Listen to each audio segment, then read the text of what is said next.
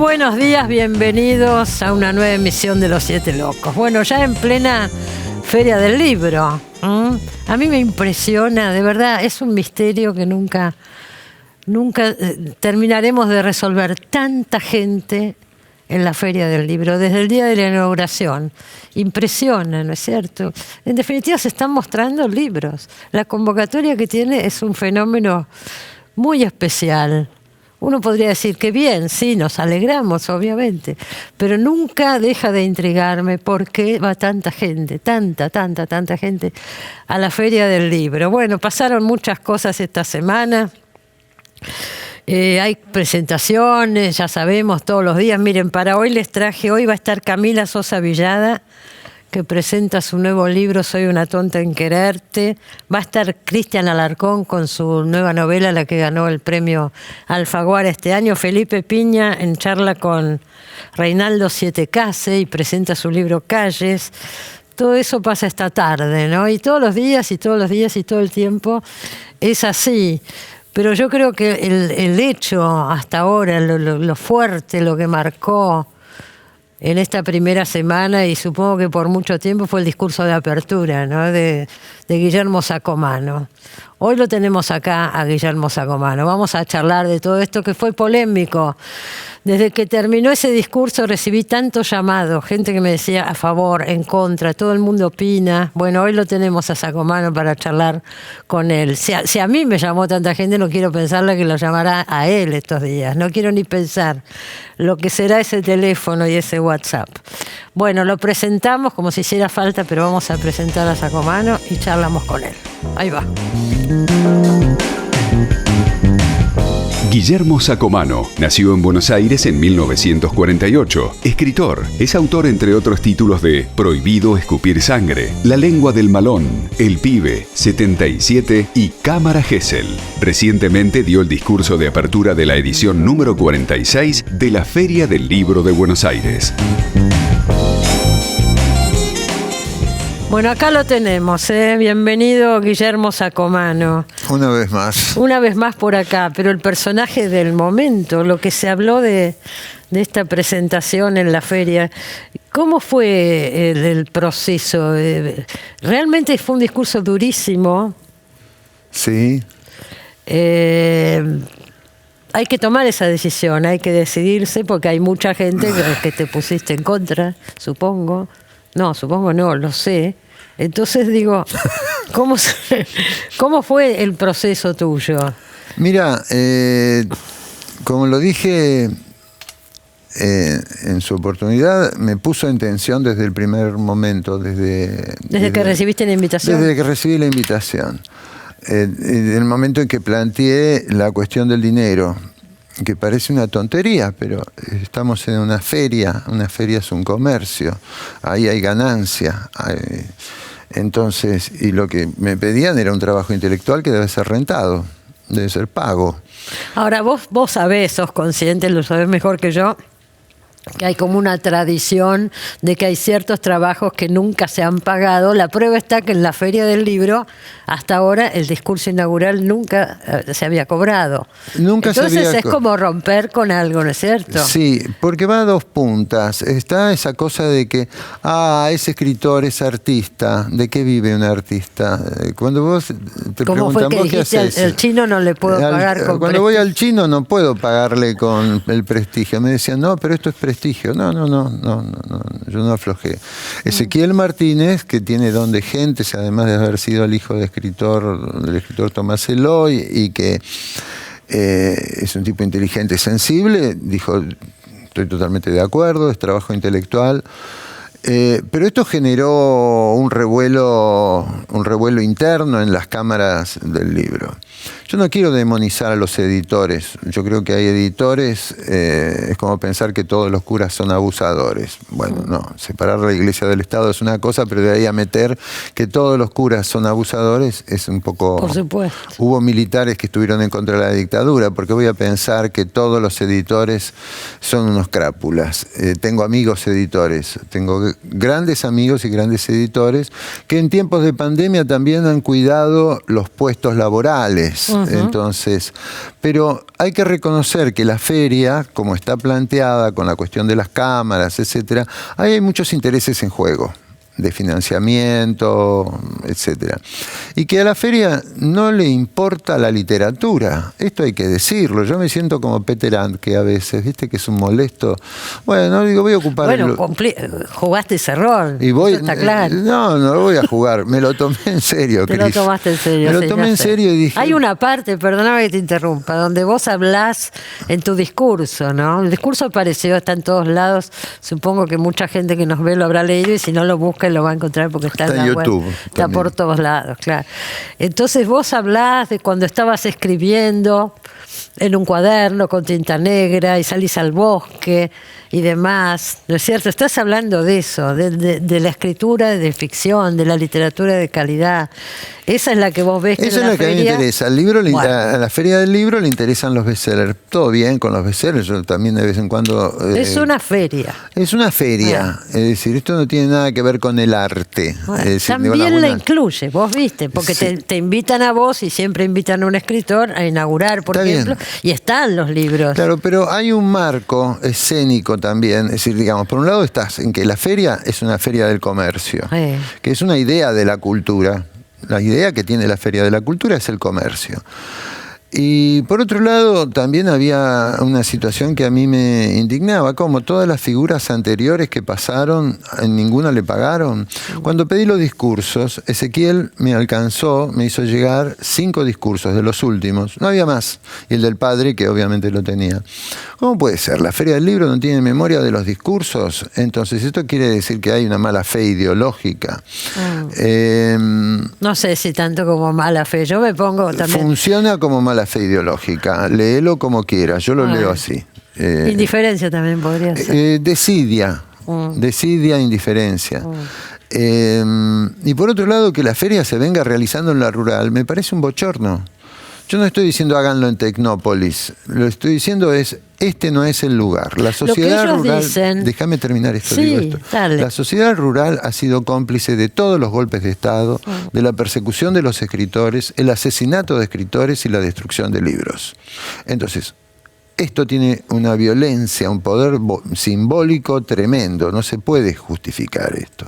Esto debe ser modificado de alguna manera, que se fijen, a menos que decidan hacer como no ha pasado nada, que es lo que han hecho siempre. Aducen que no hay un lugar que pueda albergar un evento tan grande. Es verdad, podría ser Tecnópolis, pero esto está en Plaza Italia, es accesible, se hace, pienso yo, por motivos prácticos. Eso es lo que también contestan, ¿no? Sí, eso... ¿Dónde se podría hacer? Se necesita colaboración del Estado, me decía Ariel Granica. La Feria de Guadalajara lo tiene, esta feria no lo tiene. Sí. Pero si está Tecnópolis, ¿cuál es el problema de Tecnópolis? ¿Que está cerca del conurbano? ¿Qué tienen miedo de que los negros vengan a la feria?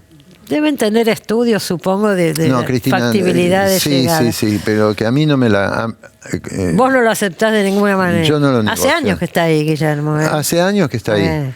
Y antes estuvo acá a la vuelta. El Figueroa, el Corta y Pueyrredón, cómo no, esas viejas ferias que nosotros recordamos bien. Es otro mundo, es otro mundo, cambió todo. Cambió mucho. todo, las tecnologías han cambiado todo también. ¿Se esperarían los directivos de la feria un discurso? Yo creo que Ezequiel y Ariel Granica sí, porque yo había dialogado con ellos, había tenido conversaciones telefónicas previas donde yo les contaba, les expuse mi intención, les dije, yo esta no la dejo pasar. Es decir, no. ¿Vos sentiste como una responsabilidad? Tengo que asumir este lugar, tengo que decirlo y tengo que decir que sí, porque otra era no hacerlo. Sentí una responsabilidad y sentí responsabilidad ante mis hijas y mi hijo de 13 años, Anselmo. Porque me parece que uno trabaja con y para y hacia ellos, ¿no? Entonces, yo quiero un mundo mejor. Entonces, si yo quiero un mundo mejor, no me puedo callar. A ver, nuestra generación, yo tengo 73 años. ¿Sabés cuántos años vivimos en dictaduras? Somos hijos hijos del autoritarismo, nos ha costado mucho. Entonces, uno ya no puede pasar determinadas situaciones por alto. No se puede. No nos podemos hacer los distraídos. El Gordo Seriano, alguna vez cuando peleábamos la cuestión de derechos de autor, acá en la feria, creo que fue en esta feria. Sí, teníamos una de acá de Figueroa. Sí, yo le digo, che, Gordo, ¿qué llevo? Le decíamos Gordo, pero ya no era flaco el Gordo. Al final, sí. Osvaldo. ¿Qué vamos a hacer? Estábamos los dos en una mesa. Y me dice, lleva los contratos. ¿Tenés algún contrato? Le llevé un contrato, traje un contrato de edición acá a la feria. El editor involucrado en el contrato, apenas yo mostré el contrato, se piantó, se las picó rotundamente. Y cerca en la mesa había un editor de libros jurídicos. Pidió mirar el contrato y dijo, esto es aborrecible. Esto no puede ser. Un editor de libros jurídicos. Era un contrato tuyo. Era un contrato mío. No me acuerdo de qué editorial es. Porque Soriano ya en esa época hacía contratos. Soriano hacía contratos. Era un gran bestseller, sí. Sí, pero los contratos que hacía Osvaldo en aquel momento, cuando se hablaba de esas sumas cuantiosas, si la prorrateabas por los 3 años que le llevó la novela, te daba un sueldo inferior a un docente. Me acuerdo, me lo dijo a mí acá sentado. Dijo, dicen, le pagaron, no sé, $100.000, no me acuerdo cuánto. Prorrateen por los años de trabajo que hay atrás, porque era, creo que por la hora completa, no sé cómo era la historia, ¿no? No, la relación editor-autor es despareja siempre. Supongo que en todo el mundo, acá todo se exacerba por el poco movimiento, el poco dinero y todo lo que ya sabemos, ¿no? Y también por... cuando vos pensás que... años atrás, los 30, 40, 50, creo que hasta los 70, Argentina era un país productor de libros. Es decir, acá... El mayor de habla hispana. Acá estalló el fenómeno García Márquez. 100 años de yo me acuerdo que tenía 16, 17 años, vi la librería del colegio poblada por los volúmenes de 100 años. Bueno, en esa época los bestsellers eran autores argentinos. Eran autores argentinos. Sí. Beatriz Guido, pero ni hablar, David Viñas, Dalmiro Sáenz, Silvina Bullrich, Castillo, y después ¿qué pasó? La Argentina hizo pif, pero esto tiene que ver con las políticas dependientes, con no se salvó nadie. La ofrenda que se le ha hecho al FMI, que se le sigue haciendo, es decir, a mí me encantaría estar acá y hablar de literatura, pero también esto es literatura. Es decir, la literatura no es un hecho que vos podés aislar de la vida social y cotidiana de un pueblo. Y estás retomando ese rol del escritor comprometido que últimamente estaba bastante olvidado, ¿no? Yo siempre lo fui y siempre recuerdo que alguien decía, no me acuerdo si era Noé o Viñas, que decían que un intelectual debe mantener una posición independiente, más allá de tus simpatías por la izquierda o por tal o cual sector. Bueno, sobre ese punto, quiero decir que me llamó mucho la atención en el momento que te referiste a los escritores cubanos, que el invitado honor este año en la feria es Cuba, y recordaste a Cabrera Infante y a Reinaldo Arenas, dos autores disidentes. No estaba que no se habían nombrado hasta el momento. No, es que fíjate que en el texto que está circulando por ahí, en la versión original, no estaban, pero cuando escucho a esta burócrata de cubana... Sí, en el acto de apertura. Sí, que era como una especie de chalchalero de la revolución, ¿viste? Y yo digo, pero pará, nena, te estás comiendo una literatura, te estás comiendo a Alberto Padilla, te estás comiendo el caso Padilla, te estás comiendo a Cabrera Infante, te estás comiendo a Reinaldo Arenas. La mejor literatura cubana se ha producido en el exilio. Bueno, leí que Leonardo Padura, que hoy es el escritor cubano más leído en todo el mundo, dijo, a mí nadie me invitó. ¿Entendés? Esto explica algo. Bueno, pero también te metes... O sea, no se salvó nadie, ¿eh? ¿Y por qué deberían de salvarse? Vamos a hablar un poco de algunas cosas. Vamos a matizar. Claro, estaban ahí sentados los ministros de Cultura de la Nación y también de la ciudad y ligaron todo. Sí, y algunos que no estaban también. Estaba Avogadro, por ejemplo. Avogadro le pegaste por los premios Se lo dije personalmente, además. Se lo anticipé antes de subir al podio. Porque hay una cosa que quiero decir antes de seguir. Yo miraba desde mi asiento, yo estaba invitada, estaba ahí sentada, y veía con el afecto que todos te trataban antes de empezar. Digo, ¡ay, qué poder! Después lo palmeaban, lo abrazaban, estaban todos muy contentos. Y después pasó esto, digo, ¡ay, qué poder! Decirle a toda esa gente que me está tratando tan bien. Y No, sin embargo, así sí, fue. pero Y no. después cortaron la cinta todos juntos. También al está final. No, yo no la corté. Pero te parabas ahí en la foto. No, porque me pidieron que me quedara, me pareció una falta de respeto, pero no participé Es del corte complicado. de la cinta. Porque ahí ya se vuelve personal. Mi abogado le expliqué, le digo, vos sos el que se quiso cargar los premios municipales. Se lo dije antes de subir al palco, me dijo, no, dice, te lo puedo explicar personalmente. Digo, a mí personalmente no me tenés que explicar nada, explicárselo a la Asociación de Artistas Premiados, a los intelectuales que pueden ser perjudicados por la medida esta que salió de tu gobierno. Ellos dicen que querían reformar algunas cosas. Sí, es un viejo tema. Ya desde la época de Tellerman había un proyecto de ley de mecenazgo. Siempre se quiere encargar a los premios municipales. Cuando sabemos que hay poetas y escritores que el único ingreso que tienen es ese subsidio. Hay algunos mucho mayores que yo ya tengo 73 y se nos hace difícil porque nunca lo ajustan, nunca está ajustado el subsidio. Entonces es una vergüenza. Y esto es el Estado argentino, la municipalidad de la ciudad de Buenos Aires. ¿Por qué fue que le pegaste? No le pegué a Tristán, no le pegué a Tristán. Yo lo que le diría a Tristán es que vuelva al cine, que vuelva al cine, que se ponga a filmar. Que se vaya a decir... No, es que yo creo que Tristán a mí me parece un director extraordinario. Me parece que los documentales que hizo de lo propio macrista son conmocionantes. Y lo veo, es muy difícil a veces, yo creo que para los artistas, los intelectuales, agarrar un cargo público. Yo creo que no es bueno un cargo público para los intelectuales o para los artistas. No, en el momento empezar te obliga a escribir a determinado se gobierno. burocratizan y se vuelven monigotes del gobierno de turno. Entonces creo que esto...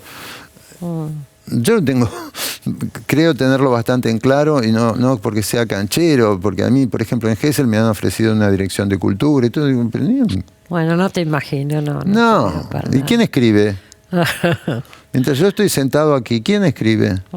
Hablaste mucho del acto de escribir, de la razón por la cual se escribe. ¿Por qué escribir? Citaste a John Berger en un momento. Porque John Berger para mí es un intelectual modelo. Porque, primero, un tipo que fue un gran crítico de arte, un gran dibujante, un gran novelista, pero nunca perdió de vista a los ofendidos y humillados de este mundo. Nunca perdió de vista a los exilados, a los refugiados políticos, los problemas de Medio Oriente. Y a mí ese es el interés. Pero esto no quita que vos no te deleites mañana escuchando una sonata de Schubert. Por supuesto, pero una cosa que tiene que ver con la otra. Bueno, pero se supone que si vos sos comprometido no tenés la posibilidad de gozar otro tipo de... Vos dijiste muy claramente en el discurso que no estabas dando opinión ni bajando línea, que odias la bajada de línea en la literatura, obvio, sino que estás describiendo hechos y que de eso se trata. Actué como narrador. Hablaste de la pobreza, hablaste de la línea de miseria, hablaste de los chicos que no comen y no pueden educarse porque no se alimentan. Intenté narrar. Sí. Es decir, con mostrar los hechos cantan. Estamos en un momento dificilísimo en nuestro país y en el mundo. Hay 16 conflictos bélicos. Estamos todos preocupados por la de Ucrania, que es como central, mediática.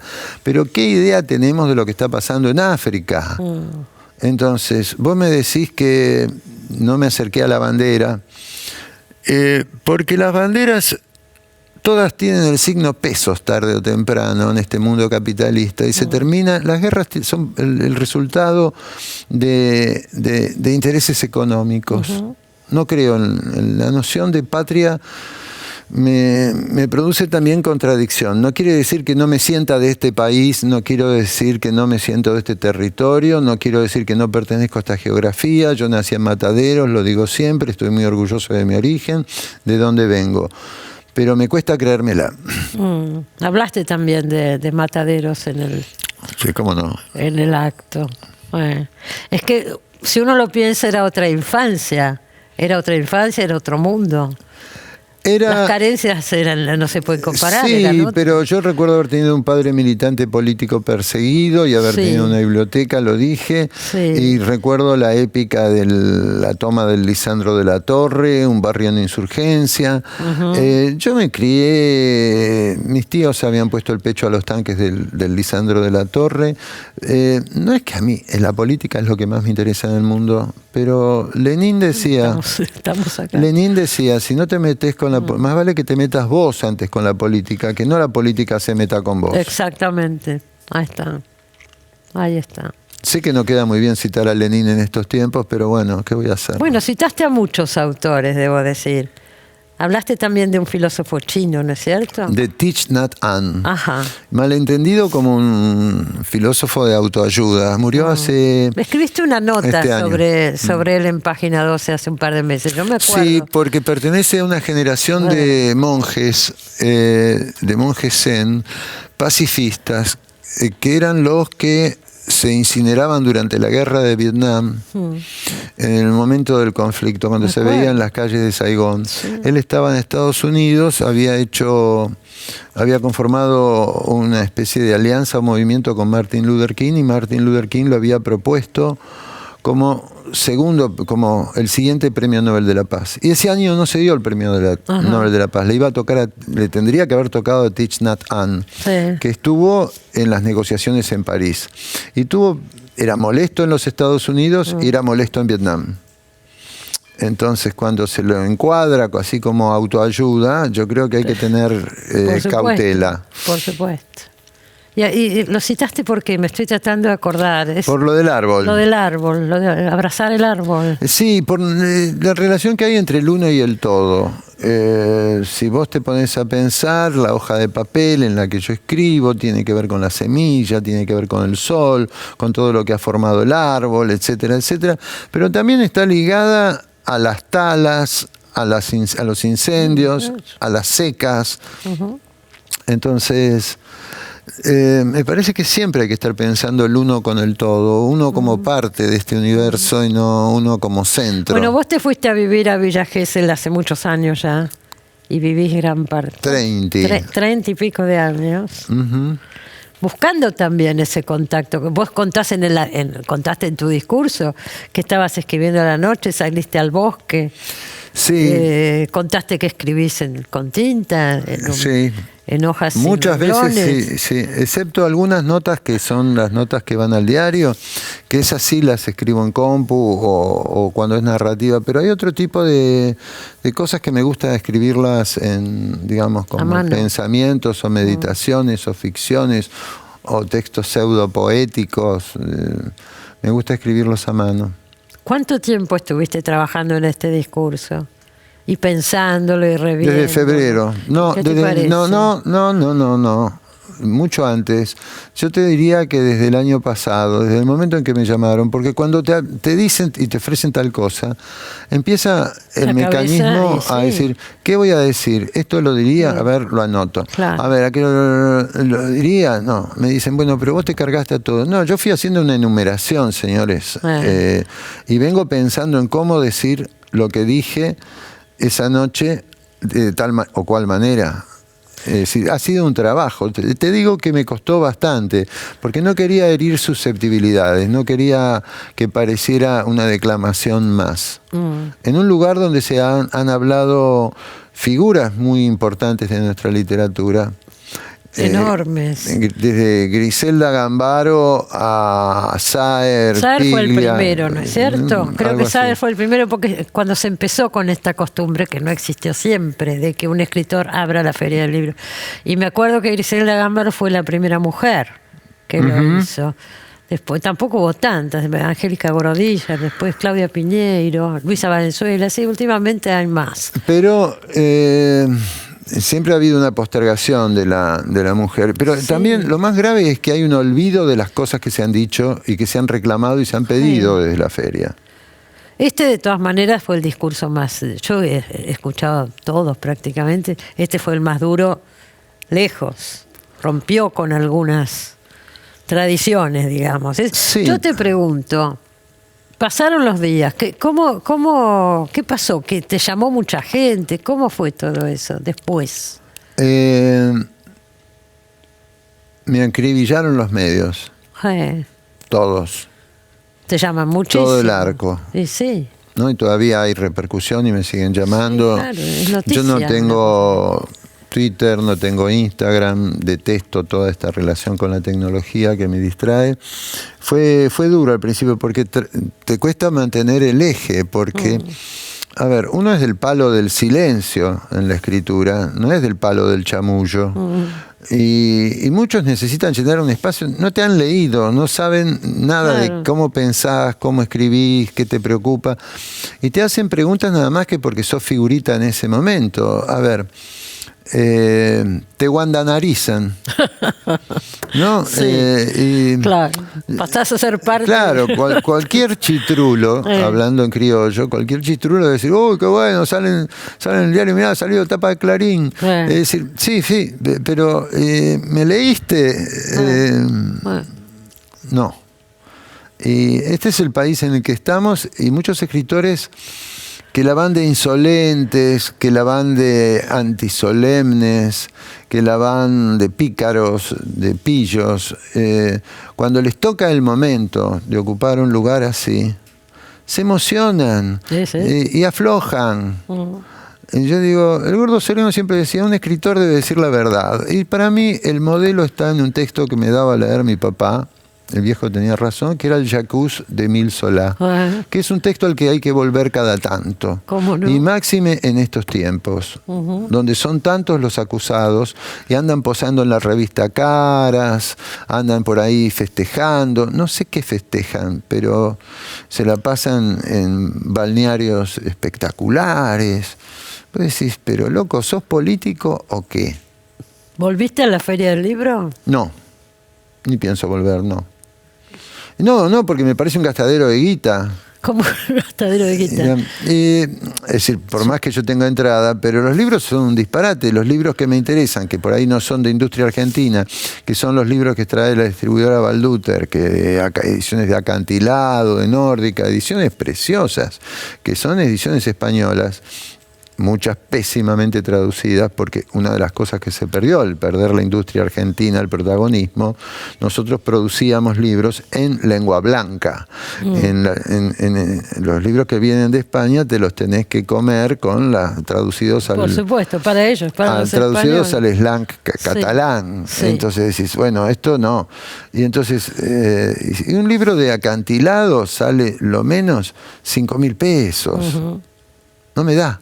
Se habló de todo eso en la inauguración. Sí, ¿no? por suerte yo tengo amigos libreros. Y tengo una amiga librera a la vuelta de casa, Librería Menéndez, que me presta libros, me dice, te lo llevas, me lo traes, te lo llevas, me lo traes. Mira qué bien, tipo biblioteca circulante. Y en Gesell tengo otra, que es la librería de mi amigo Pepe, la librería Alfonsina, que funcionan como bibliotecas circulantes, porque si yo quisiera comprar o leer todo lo que me gusta, no doy abasto.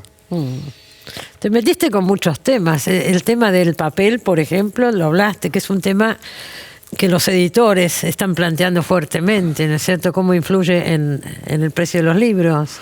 Te metiste con temas por ahí más vinculados a sectores. A la materialidad del libro. A la materialidad del libro. Por eso, no quedó nada sin cubrir, me parece. Bueno, yo vi luz y entré. Vi luz y entré. ¿Y ahora cómo sigue? Y ahora sigue escribiendo, me voy a Gesell, me tomaré un micro y volveré al bosque y seguiré escribiendo. Pasa todo esto. Vos lo dijiste en el discurso. En unos días se olvidan. En unos días se olvidan, ya va a haber otro. Otra novedad. No, sí, va a haber femicidios, va a haber escuelas donde se estallen las garrafas. Es decir, esa va a ser nuestra cotidianidad. Van a seguir masacrando originarios, como se los llama ahora. La política extractiva va a continuar, se va a seguir explotando la tierra con cianuro, se va a seguir, la miseria cotidiana de cada día. Escribo porque sufro, dijiste. Escribo porque sufro, dice John Berger, y escribo con la esperanza entre los dientes. Con la esperanza entre los dientes, porque terminaste el discurso diciendo que pese a todo esto eras no sé si optimista, pero no tan pesimista. Es que yo es decir, no soy pesimista porque creo que hay nuevas generaciones de escritoras y escritores que desde ciertas editoriales independientes, no voy a nombrar a uno, porque si no tengo que nombrar una hilera infinita, pese a todo, todos lo sabemos, hay un empuje notable, hay un recambio generacional notable, un protagonismo de las mujeres, pero también esto pasaba en los 70, en los periodos de democracia. Esa es la única ventaja que tenés, es decir, si vos te pensás en los 60, en los 70 lo que se editaba y la cantidad de editores, era fenomenal. Entonces, en ese sentido, quiero ser optimista. Y creo que la recepción que tuvo lo que yo modestamente, y lo digo en serio, lo de modestamente dije, vos me conocés. Me conocés fuera de las cámaras. Fuera de las cámaras. Yo lo dije de onda. Bueno. Si no les gustó, lo lamento, muchachos. Hubieran llamado a alguno más condescendiente. No les faltan, ¿eh? Hay cantidad de escritores truchos por ahí que hubieran muerto por estar ahí sorbiendo. No voy a seguir con la diatriba. Pero bueno, esto es todo por hoy. Gracias por haber venido, Guillermo. Hasta la próxima. No creo que me inviten a la próxima. ¿Acá a los Siete Locos? No, a los Siete Locos sí. No, yo soy afiliado acá. Sí, de los años. Sí. De haber sido de los primeros que vinieron a este programa, ya ni me acuerdo.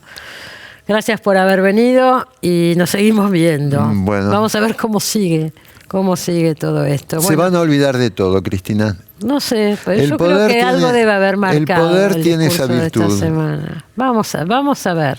Final abierto. Me voy al corte, enseguida volvemos.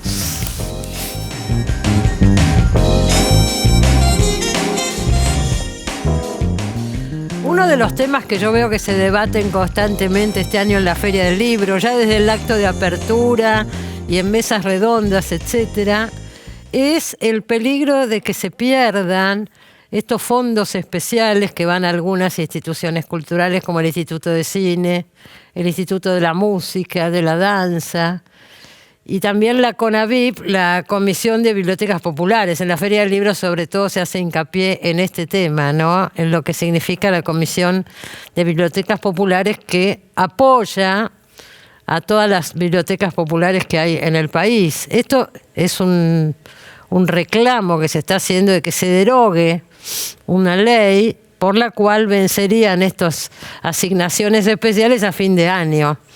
Seguramente se va a lograr. Yo escuché, por ejemplo, el día de la apertura de la feria, el ministro Bauer se comprometió a seguir este tema muy de cerca. Esperemos que se logre. Pero a raíz de todo esto, cuando empezó esta polémica, que empezó sobre todo en relación al Instituto de Cine, uno escuchó muchísimas cosas, ¿no? Pero entre todas las cosas que escuché, se habló de algunas películas que dice estamos financiando y a raíz de eso surgieron algunos títulos de películas que tenemos oportunidad de ver, yo misma lo hice, en plataformas como Cinear, por ejemplo. Hay un montón de estas películas que tanto se habla ahora de que subvencionamos, etcétera, y hay cine en todo el país. Y a mí me interesó especialmente una película que se llama El moto arrebatador, ya llama la atención desde el nombre, ¿no? Y está con nosotros desde Jujuy, que no es donde vive en Tucumán, pero ahora nos va a contar, está en Jujuy, Agustín Toscano, el director. ¿Cómo estás, Agustín? Muy bien, ¿cómo estás vos? Muy bien, muy contenta de charlar contigo. Tuve la oportunidad de ver El moto arrebatador en Cinear y me interesó comunicarme. Empecemos por decir esto, El moto arrebatador, en realidad es el moto chorro, pero vos tomás ese título que es medio sarcástico porque así aparecía en los medios en Tucumán, ¿no es cierto? Se hablaba de moto arrebatadores. Mira, te cuento así cómo es el origen de todo para que se entienda mejor. Dale. Cuando yo escucho por primera vez la palabra moto chorro, digamos, que es la que se estila a usar ahora, fue en los últimos, no sé, digamos 3, 2, 4 años, 6 quizás, pero una palabra que no estaba siempre en mi léxico. Sin embargo, siempre estuvo la otra, Moto Arrebatador, con la que se denominaba eso, en los 90 más bien, y en la televisión local tucumana. Decían más de una vez, escuché decir, otro moto arrebató en Barrio El Bosque, se moto arrebató a una señora, no sé. Y siempre me pareció hermoso como una especie de banda de heavy metal, esto como Motorhead, ese tipo de reuniones de Rolling Stone, no sé, ese tipo de uniones que son muy poderosas, bueno, me parecía Moto Arrebatador.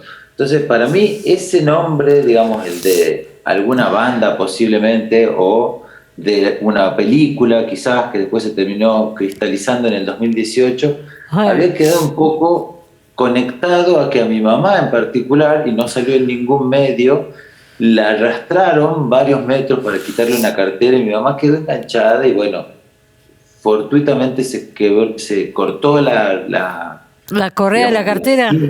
La correa y la dejó caer, golpearse nomás, pero que los tipos se lleven la cartera, que era lo que ella hubiese deseado.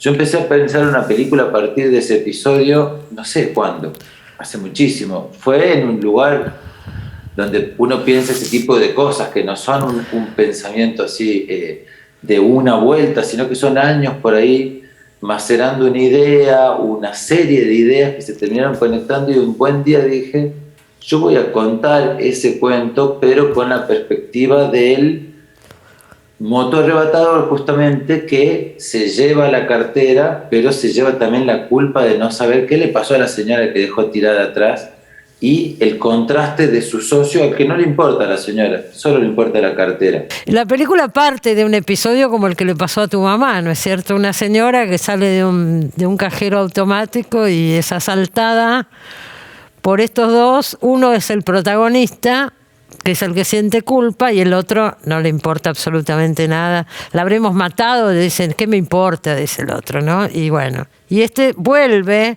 la busca a la mujer, porque tiene el documento y la localiza, la va a ver al hospital donde está internada, y se inicia un vínculo muy ambiguo y muy especial, ¿no es cierto? Es una relación muy extraña la que se arma entre los dos.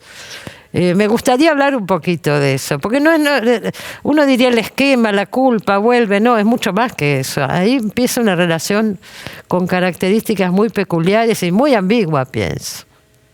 Por eso siento que lo otro, lo que contábamos, de lo que hablamos antes, es solamente la excusa para empezar un cuento que no es para nada sobre el robo de la cartera, digamos, sino sobre otra cosa que tiene más que ver con el robo de la identidad, de la doble identidad. Hay un personaje que ante la falta de memoria del otro empieza a inventar quién es él y quién es la otra. Porque la señora queda amnésica después del accidente, la protagonista. Queda amnésica, y lo que a mí me parece más divertido del cuento es que en cierto momento esa amnesia empieza a quizás diluirse, no está claro cuánto, y ella empieza a ver la conveniencia en dejar las lagunas que se habían generado, que le estaban permitiendo aprovecharse de este joven, que por alguna razón está ahí tan culposo, ayudando en todo, y quizás sospecha, quizás no, pero sí sabe que le conviene tenerlo ahí, entonces mantiene por demás de tiempo. Entonces los que se mienten son un poco los dos, y eso es lo más rico de la relación, que ambos se descubren a sí mismos engañando al otro y dándose cuenta que por ahí también hay que dejar pasar un poco eso, ¿no? Vos decís que estuviste muchos años pensando esta película. Creo que es tu segunda película, tenías una previa hecha en... Tuve 5 años tardo en hacer cada una aproximadamente. Yo quisiera hacer más rápido, pero no.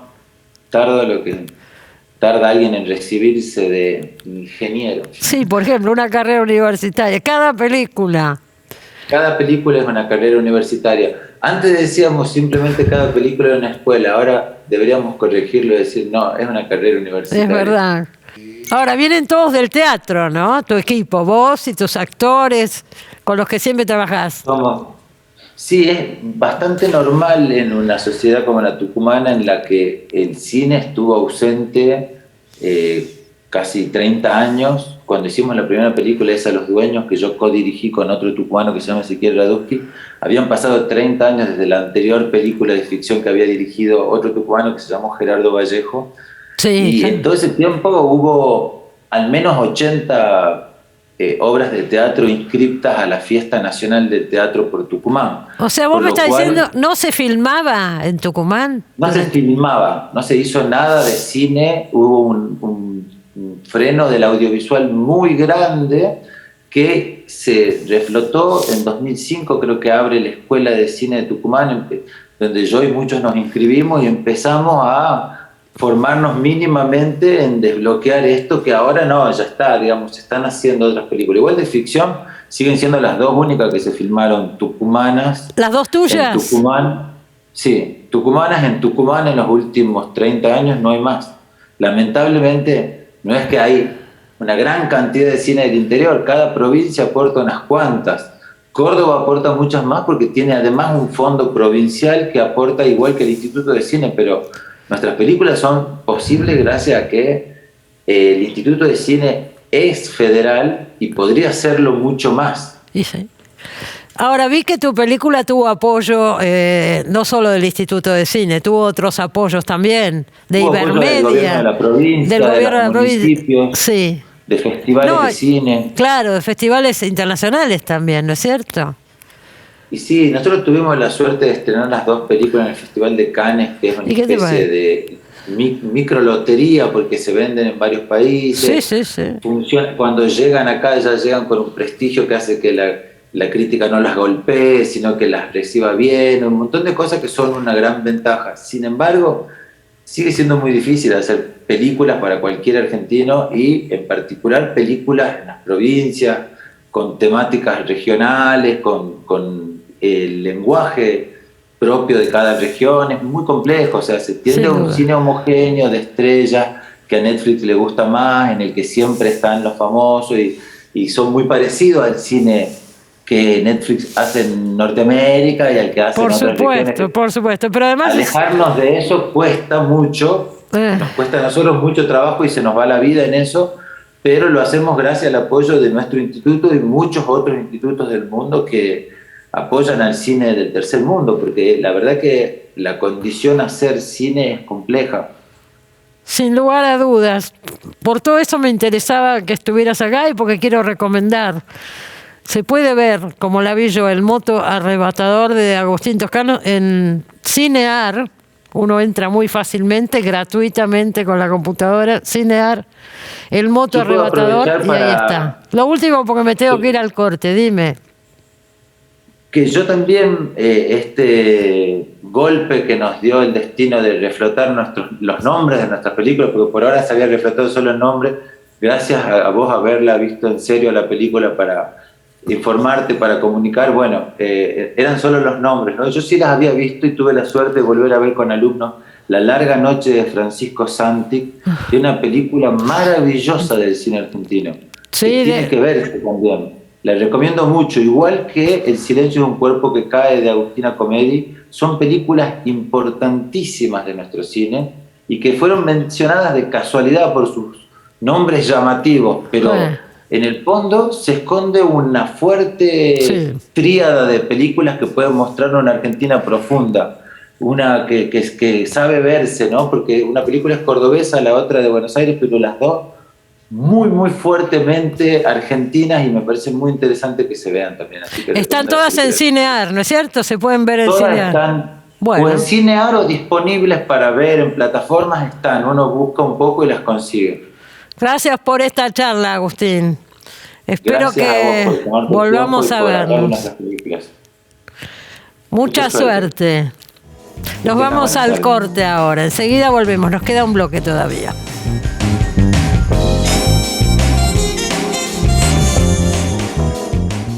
Bueno, tenemos en el programa una invitada muy especial. Pues yo hace años que vengo escuchando de Charco Press. Miren qué nombre, Charco Press. Una editorial que publica autores argentinos en inglés, en un mercado que lee muy poca literatura extranjera. Parece que es menos del 5%, no solo de literatura argentina o en lengua castellana. Literatura extranjera de cualquier lado, leen el 95%, ¿no es cierto, Carolina? Correcto. Así es, Carolina Orloff. Y ella tiene esta editorial Charco Press. Vino a Buenos Aires por la Feria del Libro y digo, buena oportunidad para charlar con ella. Miren los libros que trajo acá, ¿no? Carolina. Dead Girls, Selva Almada, Chicas Muertas, Dead Girls. The Adventures of China Iron, o China Iron, vaya uno a saber.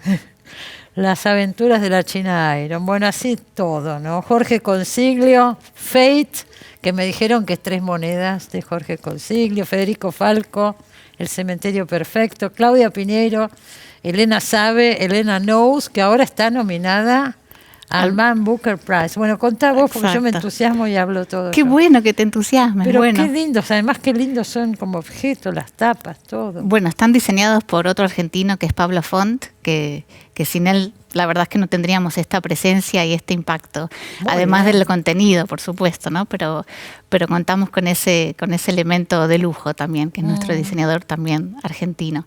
Y bueno, empecemos por el ahora, quizás, que es la nominación del libro de Claudia Piñeiro, que en este preciso momento está entre los 6 finalistas del Booker International. Se sabe en mayo, ¿no? El 26, sí, estamos todos prendiendo velas. Ay, exacto. No es la primera vez que estamos ahí finalistas. No. Bueno, tenemos una seguidilla súper. Gabriela Cabezón Cámara estuvo hace 2 años con la China.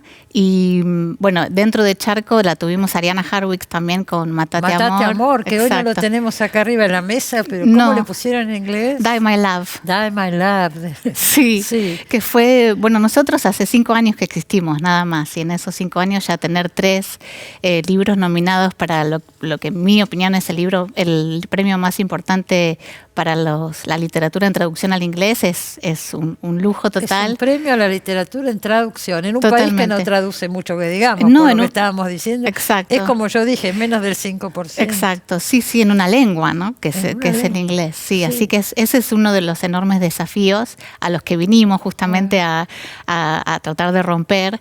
Es el desafío de entrar en la mente del lector anglosajón y ofrecerle nuevos mundos, ¿no? Que, bueno, para ellos son nuevos mundos.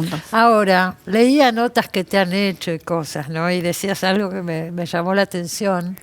Si conocen algo, que es muy poco, pero si conocen algo de literatura latinoamericana, es realismo mágico. Exacto. O si no, nos buscan por el lado de la violencia, los desaparecidos, o si no, ahora por los temas de inseguridad, narcotráfico, etcétera. O sea, tercer mundo. Claro, exacto. Y hasta ahí llegamos. Hasta ahí sí se construyen los imaginarios basándose en esos, de alguna manera, estereotipos, y ahí se queda la lectura y el consumo de esos mundos. Y un poco la idea de Charco Press era venir a ofrecer diversidad de esos mundos y ofrecerle a los lectores de ese otro imaginario que hay tanto y tan diverso dentro de la literatura latinoamericana contemporánea. Porque ojo que no solo publican argentinos. No, exacto.